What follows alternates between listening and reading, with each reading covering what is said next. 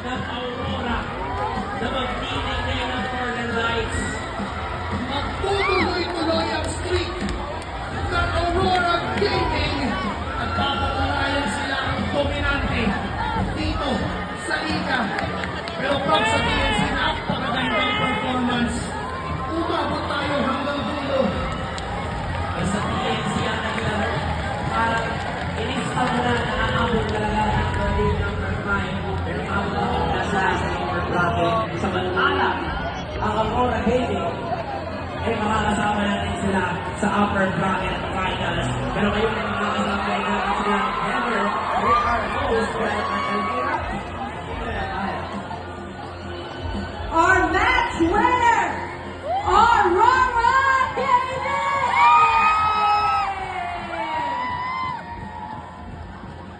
Wow, congratulations, Aurora. I have a question for Light.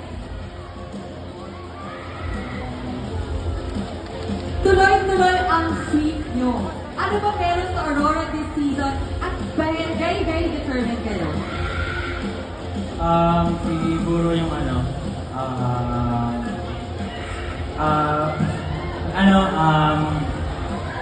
together lang kami, parang ganun. Nagtutulungan ganun. And para sa pangarap namin sa tagal. Yun. At for D1 fight naman. Bukas ay makakalaban mo muli si Carl TZ! Ano ang pakiramdam makakaharap mo siya muli at message mo sa kanya? Wala naman po, neutral lang. Parang kahit sino kalaban, ready naman. Very humble. At syempre kay Edward naman, before we end this interview, nandito si Lola Lucy na sumusuporta sa'yo since day one. Ano ang gusto mong sabihin sa kanya? Thank you sa support and enjoy. Nandiyon. At syempre, sa mga raming fans dito ngayon sa arena, so ano gusto niyong sabihin?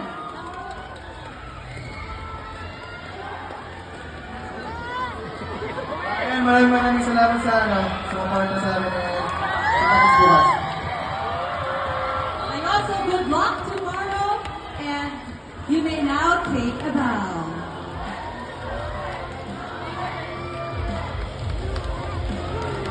Once again, congratulations to Aurora Gaming!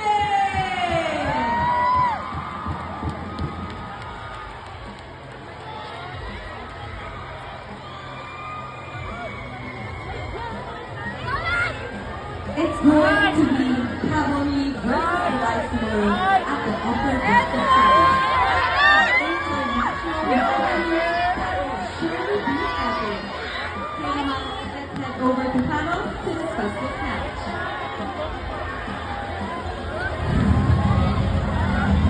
Thank you out there once again. Congratulations to the Northern Lights Aurora Gaming! Here we go to the upper bracket finals. Grabe. Ito to one. Pero nung